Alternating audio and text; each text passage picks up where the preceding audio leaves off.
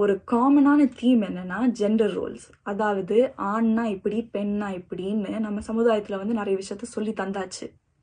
அதனால பொண்ணுங்களுக்கு நீங்க சின்ன வயசுல இருந்தே உன் கல்யாணம் தான் உன் வாழ்க்கையிலேயே பெரிய விஷயம், உன் பிரெக்னன்சி தான் இன்னும் பெரிய விஷயம், நீ குழந்தை பெற்றுக்கிட்டாதான் நீ ஒரு பொம்பளை அப்படின்னு சொல்லி தந்துட்டு இவங்க ஏன் இவங்க கல்யாணத்துக்கு இவ்வளோ எதிர்பார்க்குறாங்க, இவங்க ப்ரெக்னன்சியில் ஏன் இவ்வளோ எதிர்பார்க்குறாங்க, ஒரு குழந்தையையும் ஏன் இவ்வளோ செலிப்ரேட் பண்ணுறாங்க அப்படின்னு கேட்டிங்கன்னா அதை ஆரம்பித்து வச்சதே நீங்கள் தான்.